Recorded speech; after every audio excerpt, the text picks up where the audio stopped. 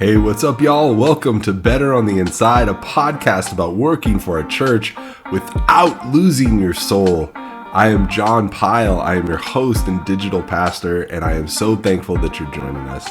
Today, my guest is a guy named Jonathan Carone, and this show, sometimes we have people on that kind of educate us and teach us and hopefully fill your tank a little bit if you're somebody who works in ministry or is connected to church or even is over church, but hopefully it just fills your soul a little bit. We have guests that do that. We have guests that talk about kind of the big picture, the phenomenon of what we're talking about, and whether, churches are struggling or what the solutions are to some of the problems and how we can actually have cultures that are better on the inside and not chewing people up and spitting them out.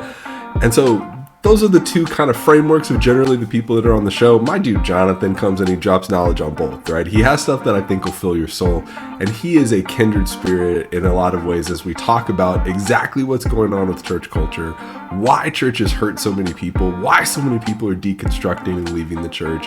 And we also talk about some of the solutions. What are some of the things we can do to create cultures that are better on the inside? He is a graphic designer and marketing maven.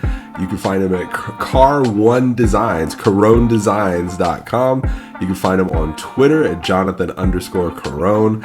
And he has a great TikTok account that I love, and that's how we connected. And so I would recommend following him there. Reach out to him for your marketing needs. Check him out on the Unlearning Youth Group podcast, which is, he makes a profound reason for why he's doing that podcast. But our conversation is really, really good. I really enjoyed my time with him, even though this is really my first time meeting him, right? Talking to him in person. So I hope you enjoy the podcast with Jonathan. We talk about politics, we talk about authority, we talk about empathy, the church, the whole deal. I think you're going to get a lot out of this one. All right, love you guys. I'll see you later. Hey, what's up, y'all? Here on Better on the Inside, and I am joined by a new friend. I love making new friends. It's part of my personality. Jonathan Carone. What's up, Jonathan? How you doing?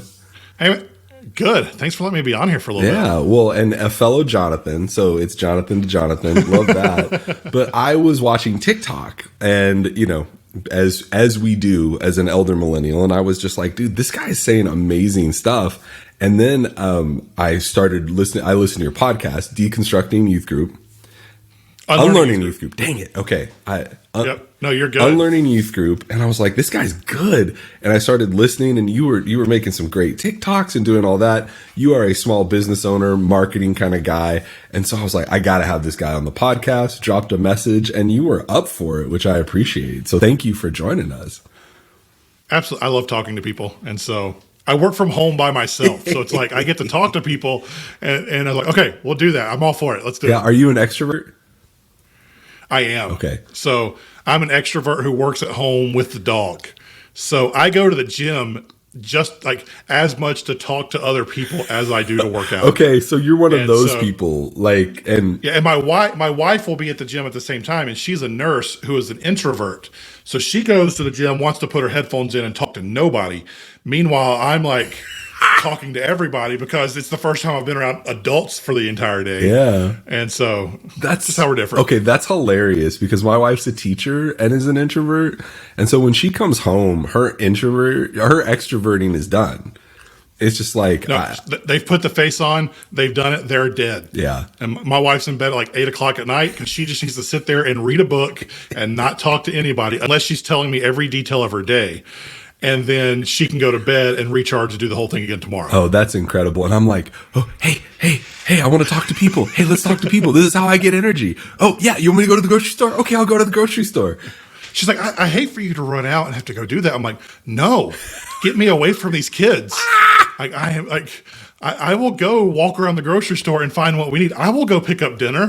What do we need to do? Let's go do it. Oh my gosh, we're living the exact same life. And what's funny is that we were talking before we started recording, and you talked about some of the cities that you talked about moving to, and I'm in San Antonio, Texas. So I'm like, okay, in an alternate reality, there's a reality where you moved to San Antonio. 3 years ago, we would have moved there. Yeah, and we would have been, we might have known each other. It would have been amazing.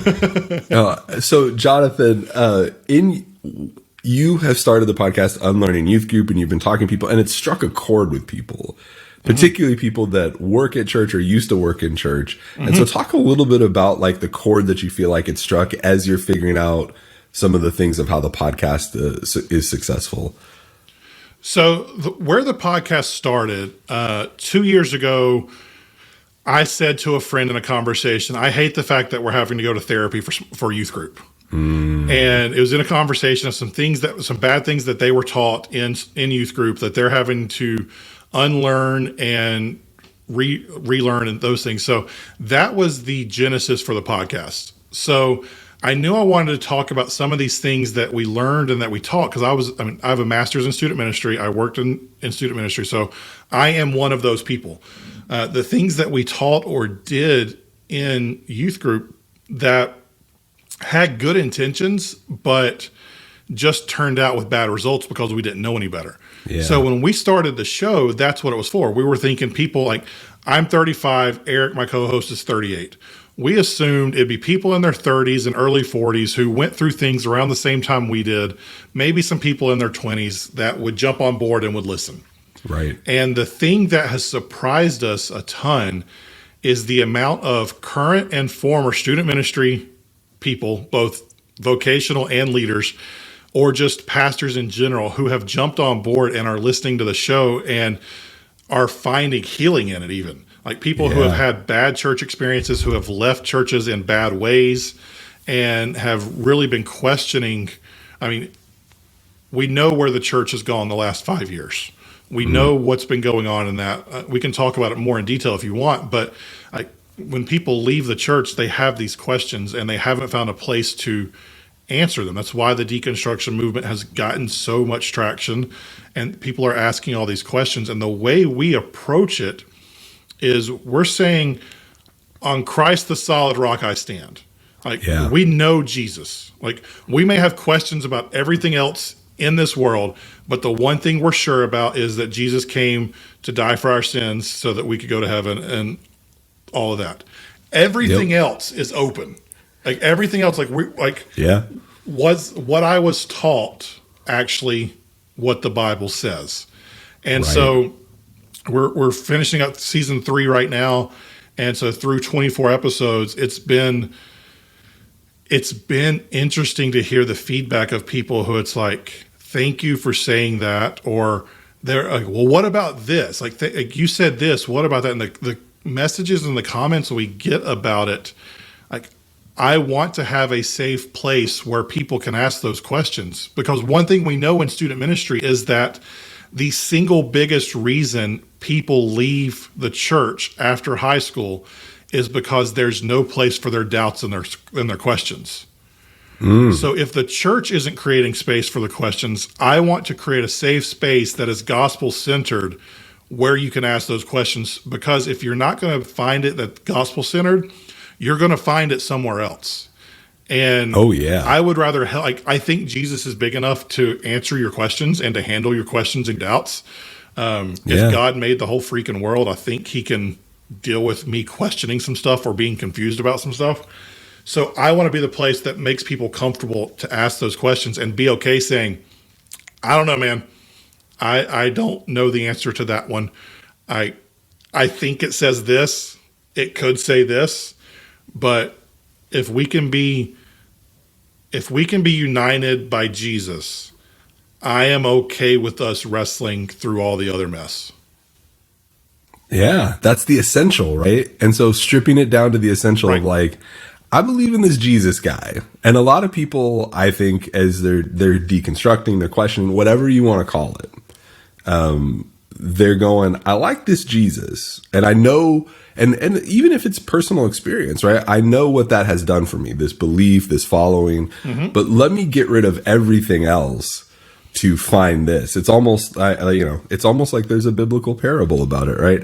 But you leave everything else behind to go, I want to focus on this. The rest of this could be garbage. The rest of this could be terrible theology. And as somebody, you talked about your master's degree, that you could argue for a lot of theological perspectives that are all non-essential, right? Like you can hear arguments. I can argue both sides of the coin for so many. Right. We were talking about egalitarian, complementarian before. Like you can make theological arguments for that. You can make theological arguments for the LGBTQ plus community of like what level of involvement in church or what do they actually mean by that? Side A, side B, side X. Like we have a whole episode dedicated which to is that. fantastic, by the way, because talk about a hurting community. And so you can make the theological argument. So what is essential? What is Jesus? And I love it. And that's such a part of what we're talking about here on the podcast, right? Of creating cultures that are better on the inside, where you can get more involved, you can get more connected, and you can still follow Jesus. Why do you think it's so difficult for churches to create safe space for doubts, questions, and anything that may be outside of the normal dogma or the normal of their usual theology or their mission statement or their theological statement? Why do you think it's hard for churches to create that space? Okay, so there's a couple reasons I would go to. One of them, I'm going to use an example. The guy I interned under was an incredible high school pastor, super energetic, willing to take chances.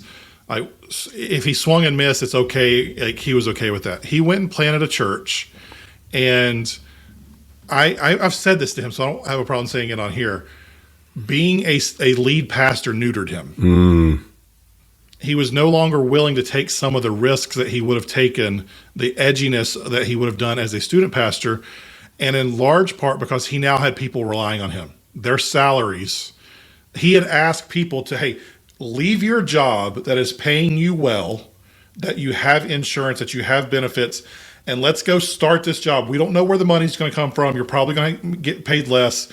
You're going to have to go on like subsidized health care, but we believe God's doing this. And so he felt a responsibility for those people. And he knew if he did too much, people wouldn't show up.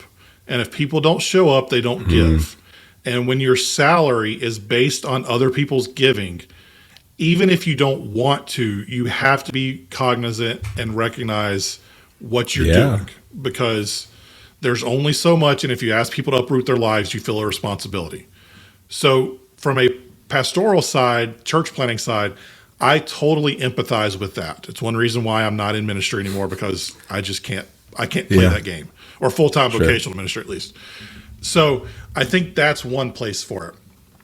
The other piece of it is, I would say, on the church attender side. We expect our pastors to have the answers.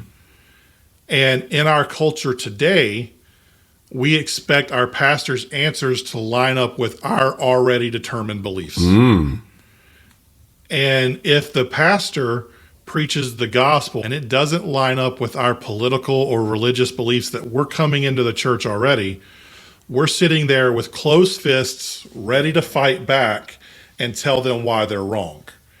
And as Christians, we're not going into church. So there's an old Bob Goff analogy. He said that when his clients went into depositions, he told them to sit there with their palms on their laps, palms up.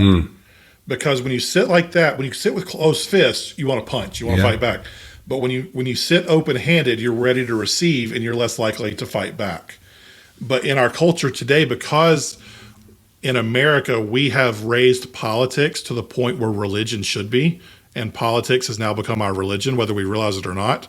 If a pastor does not agree with what we think they should, we leave their church and then go somewhere else, and we dog them on the way out. That's not everybody. That's not. I don't want to say it's everybody, but that is a fear of a lot of pastors.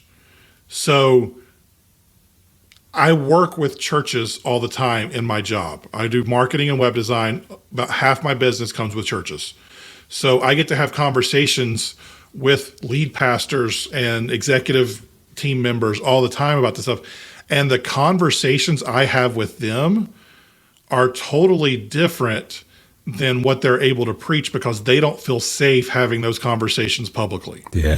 And we wonder why the church is so slow to make changes on some of these theological issues that maybe we got wrong. So say a lead pastor in his 40s or 50s.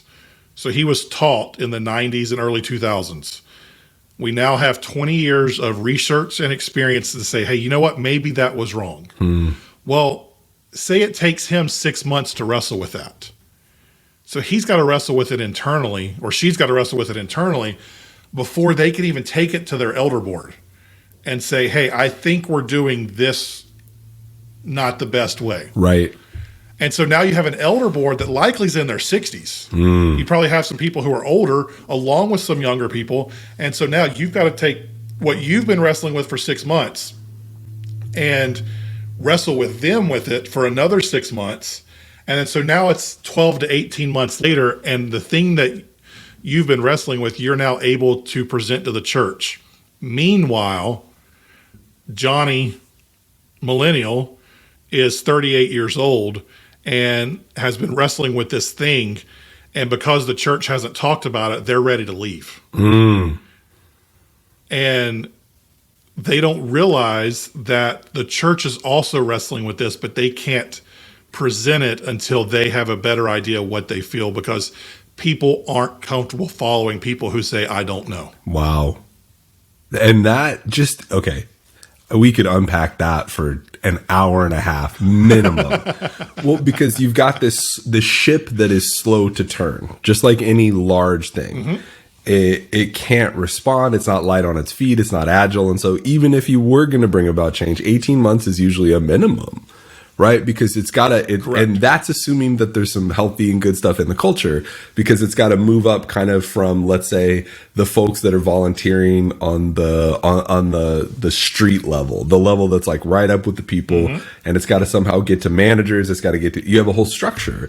And so everybody's theology along the way plays a part in all of this.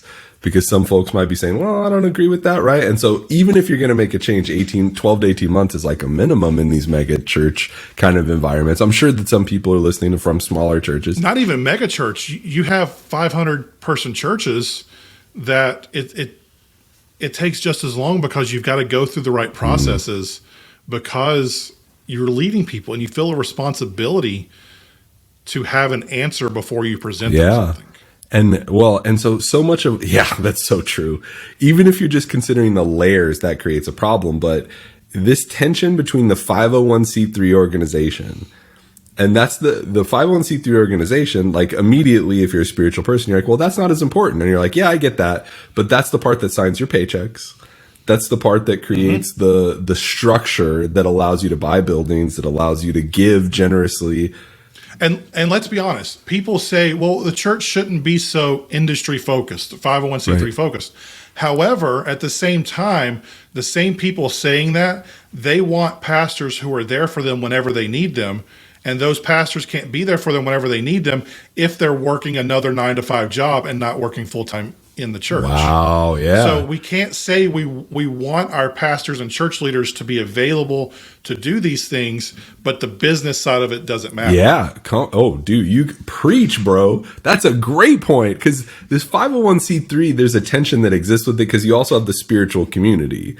And, in my opinion, the spiritual community is what Jesus is talking about, right? The gates of hell will never triumph over the church. It's the spiritual community. The 501c3s will go away at some point. It's not, but you have the tension between these I don't know if it's going to survive the next 10 years. Oh, absolutely. Like it's going to look significantly different in 2032 than it does today. Preach. And COVID being the catalyst for what was already happening. And you see it, there are less people attending churches, whether you're big, whether you're small, whatever that is. My executive pastor, I was talking to him in the lobby on this past Sunday, and he's like, when are the other 200 people going to come back? Our giving is up. Our serving is basically back to where it was pre-COVID. But there's 200 people missing from the service. Yep. And when are they going to come back? My dude. And so I had a conversation with our senior pastor, and I've had conversations with other pastors where I have literally said, they're not coming back. This is a new reality. We have to accept they're not coming back. Well, and here's what I told him. So this past week was our first time being in church in probably a month. How dare you? Sorry. We had, I know. Well, so here's what happened. There was, in January, we had snow and ice come through. And so it canceled a service. The following week was the peak of Omicron in our area. So my wife, working with cancer patients, we're just being a little careful at times because, I mean, we're vaccinated, we're boosted, we will wear the mask, but there's still some times that we're just like, you know what, let's not do that. Well, the following week, we went on vacation. We had a week-long trip. So we didn't go to church 2 weeks in a row there. And then we get back and life had just hit and we were tired. So there was like 5 weeks we didn't go. And I told our executive pastor on Sunday, had we not been scheduled to serve this past Sunday, we probably would have stayed home because we were tired and life had been life. And because we had missed 4 weeks or 5 weeks, it was easier to say, all right, we'll go next week. We'll watch on, no big deal. So it's easy to say people aren't coming back and that they're giving up on the church. But there's also the reality that people are out of the habit. And like whether it's working out, whether it's work in your business, whether it's work at like whatever you do, the hardest part of all of it is the momentum to start. And so we haven't given people a reason to come back. We've said, hey, you're welcome to come back whenever you want. Like, but there hasn't been a reason for us to convince them to show up on a Sunday morning. And a lot of that, for a lot of churches, is a total lack of empathy for why those people are staying home. It's either, hey, we've been doing this for so long and no one's getting sick at church, so it's safe to come. Why don't they get that? Well, maybe they have COVID anxiety. Maybe they are still worried about this. Maybe they have this. Maybe they have that. Or you don't realize, hey, you're at church every Sunday because it's your job. What you don't realize is that people are out of their routine and it's hard to make new routines. So if we were to be empathetic towards the people who are out of the routine, what does that look like? What does our communications say as a former communications director and who works in marketing? If we were to say, hey, and I know it's been a while since you've been here. I know walking back for the first time is scary. I know you may have different cautions that you want than what we're doing, or you may think we should be doing more or less, or that other people should. We get that. As a church, we're doing this. You're welcome to wear a mask. We have plenty of people on a weekend who are wearing masks. Our kids ministry, all of our volunteers are still wearing masks because we want to make sure we protect our most vulnerable population downstairs who maybe can't get a shot at this point. So reach out to us. Let us know what we can do to help make it a little more comfortable for you to show up on a weekend, because we really want to see you again. And we would love for you to come back and be a part of our weekly gathering this week. So let us know how we can serve you, and we can't wait to hear you, and we hope to see you soon. How different of a message is that than, where's everybody? Come on back, guys. Come on, we're open. Come back. Right. Where are you? It's amazing what happens when you wrap your communication. This, I could get on a whole different soapbox here. When you wrap your communications to your people in empathy, as opposed to what we normally do. Yes, get on your soapbox, boy. So here in marketing, most churches, most businesses anyway, they make themselves the hero of the story. Hey, come be a part of what we're doing because it's great, and it's going to, you should be a part of this because it's so great. We're so excited about it. It's going to be so great. Come because it's going to be great. Well, the truth of the matter is people are the hero of their own story. They have their own things. They have their own wants and desires and problems and needs. When we can position ourselves as the guide, when churches can position themselves as the guide to help people get what they need, which we ultimately know is Jesus. They can't put the words on that yet. They just need some friends, or they're going through a divorce or whatever. When we can position ourselves as the guide, and the difference in the guide and the hero talks about how great they are. The guide shows empathy and authority. So if we can show empathy along with displaying that we know what we're talking about, then people are more willing to follow us than if we were just position ourselves as the hero. I'm glad you got on your soapbox. That was awesome.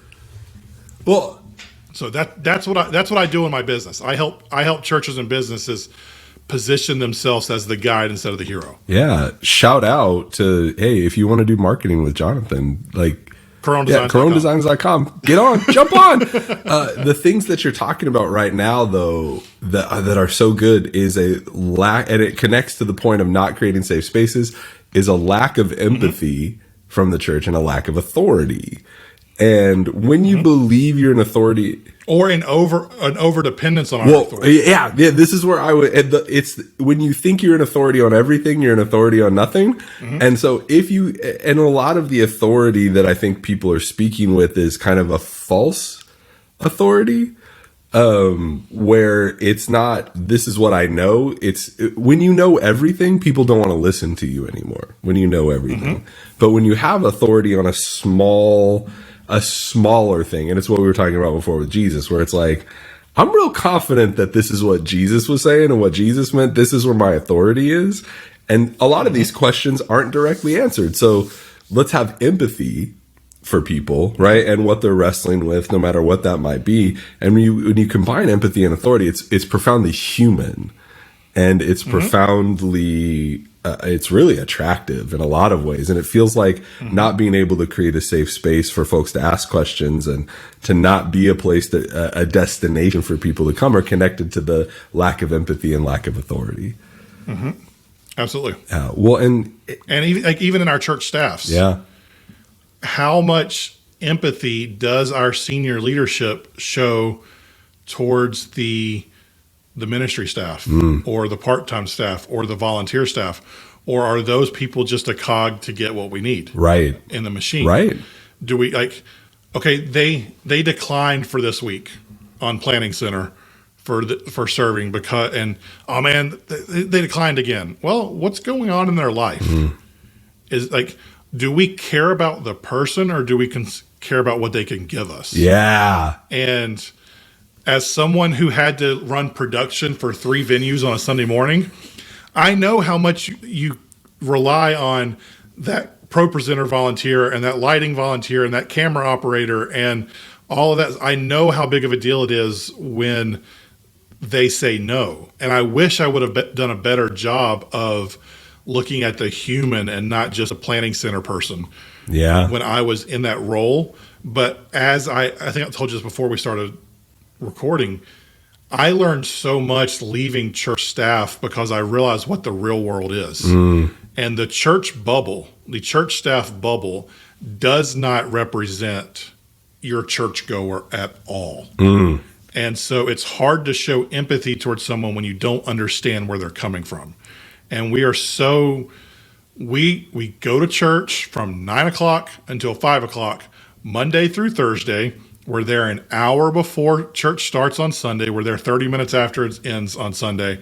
And we have no clue what other people are doing outside of that, because if you're a lead pastor, chances are you started doing that right out of seminary when you were 23 years old and you've never had another job doing something else. Or if you have, it's been a while. Right.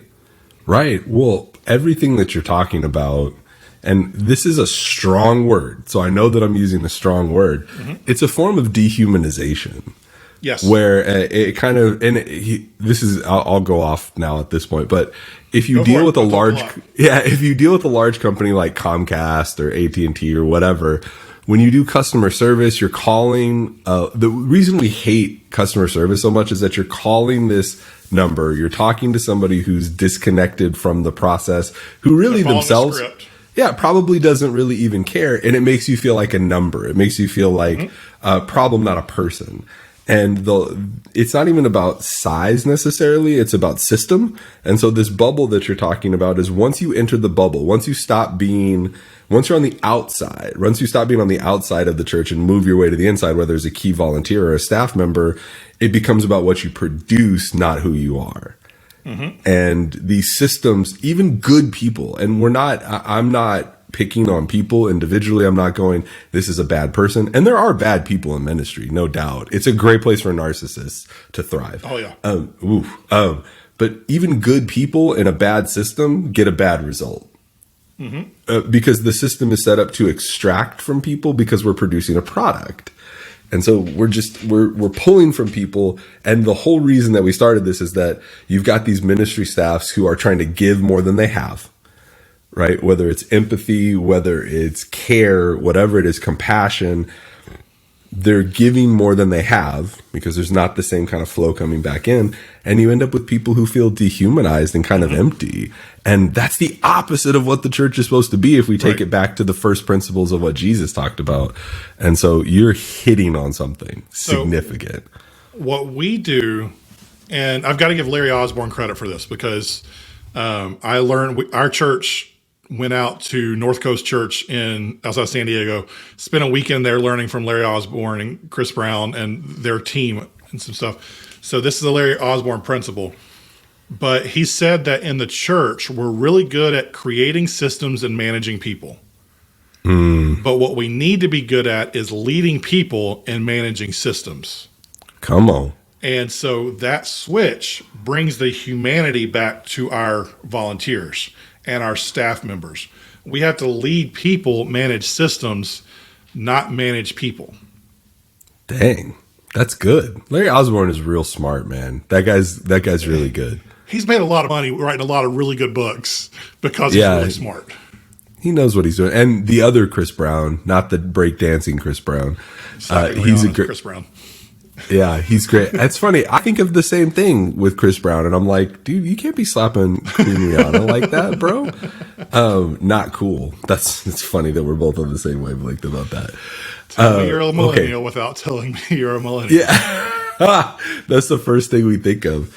It's such a fascinating conversation about breaking it down. So, what do we do? Like, where do we go from here? And so, that's what we ask at the end of every episode. So this is the $1 trillion question because nobody knows the answer to this. Nobody knows the next form of church.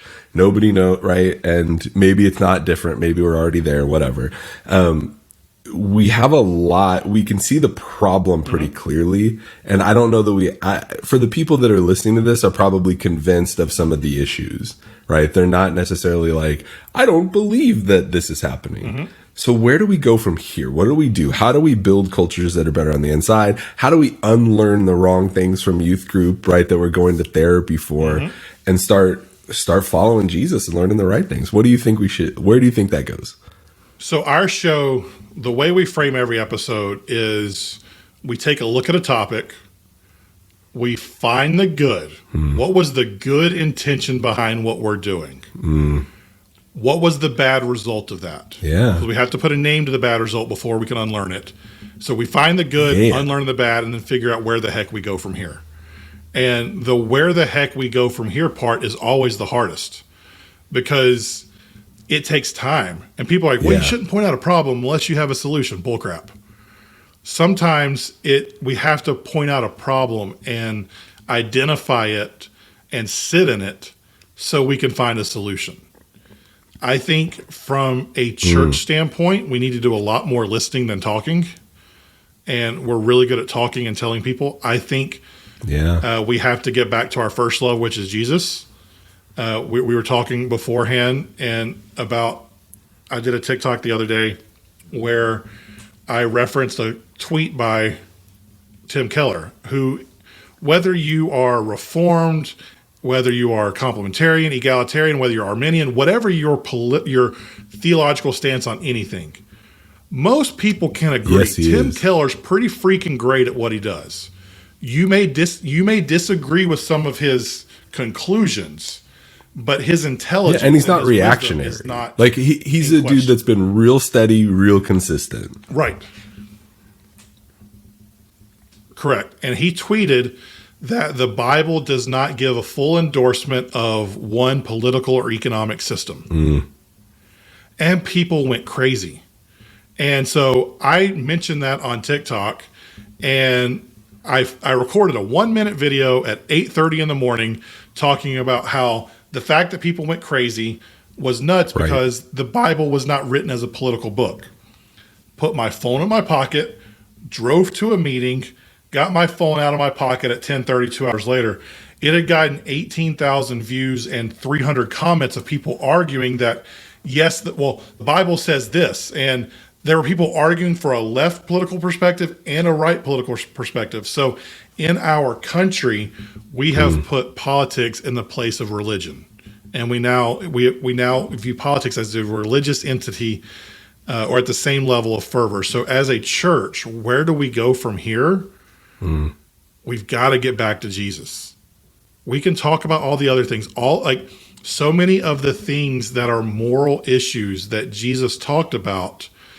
We have let people take them and turn them into political issues. The Bible doesn't talk about how to apply our moral and spiritual beliefs into government. It tells us what to do on a personal level with the church. And so you and I can disagree how we are supposed to take a biblical principle and apply it to our government. But what we should be united in is the fact that we have to care for the poor. You and I can care for the poor on a personal level together while disagreeing on what the government's role in that is.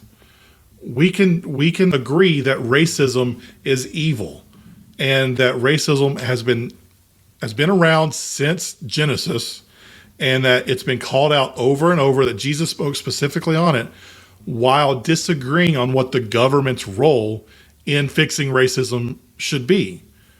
But if we can't agree on these gospel issues because of our political stances, then we're never going to get anywhere. We're just going to get even more siloed. So what we have to do is, I think church leaders have to become incredibly courageous and brave and speak the gospel into these issues. And I say courageous and brave because I know how scary it is to say things that are going to cause people to leave your church because they have elevated politics so high. But we need our church leaders to speak on the gospel and how it applies to our everyday life. So we need our church leaders to find a new level of bravery and courage that's only given by the Spirit of God. Like, that's the only way you can be that brave, is because you know you're following hand in hand with Jesus. But we also need churchgoers to stop being so dang close-fisted on stuff and realize that maybe, just maybe, the things that they think could be wrong. And that maybe, just maybe, people in our culture have taken the Bible to push a political agenda when the Bible wasn't written in that way. There's a great book, if you haven't read it, Misreading Scripture with Western Eyes, I think is the name of it. And it talks about how our culture, our Western culture, injects our culture into what the Scripture says that is totally different than what the audience it was written for would have read it. We got to remember that the Bible was written for us, not to us. It wasn't even in English. So, it wasn't even in English. Yeah. So we can't be so close-fisted on things. And we could talk for hours on the way that the gospel has been weaponized for political systems. We could talk all about that, but that's a different conversation for a different day. And we've got to be open to the idea that maybe, just maybe, what we were taught doesn't line up with the gospel.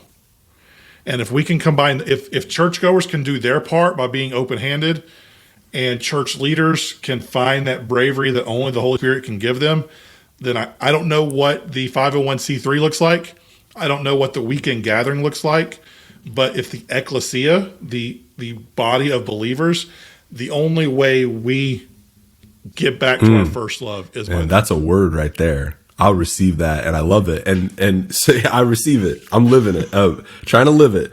And the bottom line for both of that is humility, right? And when you're talking about correct empathy and humility, I love it. An attempt to understand the other, an attempt to know that you might be wrong. It's almost like the gospel says we have to have both of those. Is there anybody that's ever told us that empathy and humility are important? Is there anything in this book that we bash people over the head with? Did anyone model empathy and humility? Let me think about it. Well, I love what you have to say. Yeah. And I think it's hard for people. And, one of the critiques that I kind of have seen in the church is we always want to skip to the answer. We want to move from the problem to the answer. Mm-hmm. And there's this big old in between. It's the suck. It's the suck in between. We have to embrace that suck. So So here's what one of the things that I heard this phrase at church the morning I was about to start grad school. The morning I knew I was about to get dumped by the girl I thought I was going to marry. So put all that together. I went to church that morning, and the pastor said, sometimes we're too emotionally invested in our own lives to see what God is doing. And to your point, we are so emotionally invested in what is happening right now that we're not willing to go through the process of figuring it out together. Wow. I'm going to sit with that. And if we think about it, our life, say, I don't know what the average life in America is at this point, but let's say it's 70 years. The issue we're dealing with today that we're wrestling with feels gigantic. Are we going to remember it 3 years from now? And if we're not going to remember it 3 years from now, why are we so impatient at finding a solution? Why can't we sit with it and work through it? We feel like everything has to happen yesterday, when sometimes this stuff just takes time. And we're wondering, well, where's God at in all this? Where's the Holy Spirit in all this? Well, God is outside of time. He exists. Like he is in yesterday, he is here today, and he is in tomorrow. He's already there, and all those things. We're too sober to get into that conversation about time. Oh boy! That's a good one. But if that's the case, then what is such a pressing issue for us today is just part of what he's doing. And we've got to be willing to sit with it and realize that in God's timing, all of this stuff's going to be worked out if we rely on him. But we're so freaking impatient that we want to do it ourselves. We're so emotionally invested in what's going on that we have to have an answer today. And we could say that's the internet's problem, that's technology's problem, like that's caused whatever. But I think that's been going on forever. But being humble enough to wait on God, and wait on his timing, it's not something we're good at. Yeah. So many of our why questions a lot of times are when questions, because it doesn't happen in the right time frame that we think it should happen, or that we can't be patient. And man, I could go off on that one. Jonathan, So real quick, let me go. In John 11, you look at the story of Lazarus. So Jesus knew Lazarus was going to die. This was one of his best friends. He knew the people he loved and cared about would have to grieve their family member and friend dying. He could have fixed it, but he knew they needed to go through that so they could see his glory on the other side. So he waited a few days, and then he wept with them because he understood what they were going through. He didn't like the fact that they had to go through that. So we asked this question, why would God allow someone to go through this? Why didn't Jesus just fix this? Well, what if we flipped that question and said, if Jesus is grieving that I have to go through this, but I believe he is good and wants what is best for me, and he is with me in my going through this, then that changes the way we view it. And our why questions become, all right, where are you at today, Jesus? Are you with me in this? I trust you that you're going to teach me something through this. This freaking sucks. Yeah. And he says, I know, but you're going to see my glory through it, and I'm going to weep with you while you weep. But in John 11 even says they had to see it. Yeah. He did it so that they would believe. I'm sitting with that one for a minute. That's good. Oh, that's real good, man. Okay. I'm letting that permeate, right? Jesus wept. It's so awesome, man. So we will now, thank you for that. That was great. Absolutely. We're now going to our special joy segment, our fun segment where we can talk about pop culture and all that stuff. It's the non-judgment zone of joy. I don't know if my producer Garrett has a theme song yet, but I hope, Garrett, if you don't, that you're going to use the theme song. It's the non-judgment zone of joy. The non-judgment zone of joy, where we talk about the things that we love and we like, unironically. Okay, there's our theme song. So what is bringing you joy right now? What do you want to bring into the non-judgment zone of joy? Okay, so I don't know when this is coming out, so I might date myself, and I reserve the right to change this opinion. Bel-Air is a freaking good TV show. Oh, come on. I watched the first 3 episodes because that's all it's out right now when we're recording this.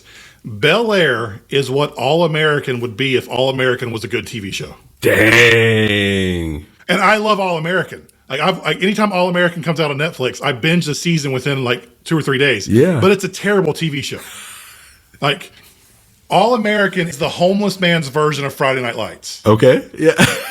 And so Bel-Air is legit good because it takes the premise of All American and puts real world situations around it. And there's language in it, there's drug use in it, but it's not egregious. It's not. It's in a way that fits the characters that makes them more authentic. And so far, 3 episodes in, Bel-Air's a good TV show. Oh, man. Thank you for bringing that to the non-judgment zone of joy, something that's a little controversial. I don't know when this will be out, but I'll let you know. Okay. By then, what I imagine is that we'll know if this whole season was good. Right. And you can retract or unretract. If you change your mind about Bel-Air, let me know and we'll record a retraction that we could put on there. Do. Yeah. Will do. Jonathan, that's awesome. Thank you for coming today. Thank you for chatting with us. Thank you for dropping wisdom. That is fantastic. And I'm going to need to go watch Bel-Air now. You do. It's fun.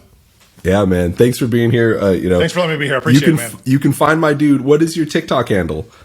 So I'm at Jonathan_Carone on TikTok, Instagram, Twitter. Find me into those places. Unlearning Youth Group. You can find us wherever you get podcasts. Season 3 is going to end up at the end of February, so that's probably already done by the time this comes out. Season 4 is going to be in, I think, April and May, or May and June. We're already planning that out now. And then season 5 will be this fall in September, October. So plenty of stuff coming out later this year for that. We're going to dive into some stuff that seems to be getting some traction, conversations we're listening to people and trying to find out what they want us to talk about. But yeah, get the show wherever you want, follow me wherever you want, and I'd love to talk to you about what your thoughts are on all of it. Oh, dude, that's beautiful. And for your graphic design and marketing needs, reach out to my dude. What's your website? CaroneDesigns.com. So Car1 is how you spell my last name. Car1Designs.com. Car1Designs.com. Hey, thank you, Jonathan. Awesome conversation. Thank you, John. I appreciate you. Oh, man. I really love my time with my dude, Jonathan. And he's going to make me watch Bel-Air. It's something that I'm going to have to do now based on his recommendation. But I love him unpacking what the church can help, what the church can do. I also love that he still has skin in the game, man. He's somebody who's still working actively for the church and trying to do good, as well as running a side business. But I respect so much being out of vocational ministry. Now, I hope this conversation was helpful to you and helped fill your tank a little bit so we can continue to create cultures that are better on the inside. Check out Jonathan at CaroneDesigns.com. You can also find him on the social medias, including his TikTok at Jonathan_Carone. I would highly recommend doing that. Man, I had a great time talking to him about all this stuff. Man, hit the subscribe button wherever you're watching or listening to this. We'd love to have you listen to more episodes. This whole thing is about you and about serving folks that want to work for a church or connect with a church or go to a church without losing their soul.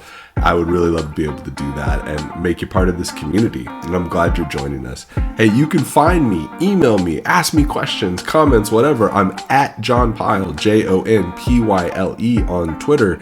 Or you can email me, John at betterontheinside.com. And since we're talking about TikTok, I'm also on TikTok at Ponjyle, PONJYLE. That's where you can find me there. Hey, this is produced by City Church. It's a podcast produced by my church, where I'm an associate pastor, but also as part of the Church Digital Network. They do amazing stuff. Shout out to my dude, Garrett. Don't always get a chance to shout him out, the producer of the podcast. Thank you so much, Garrett, for being awesome at what you do. We will be back shortly, and I cannot wait to continue working on creating cultures better on the inside with y'all. I love y'all. See you soon.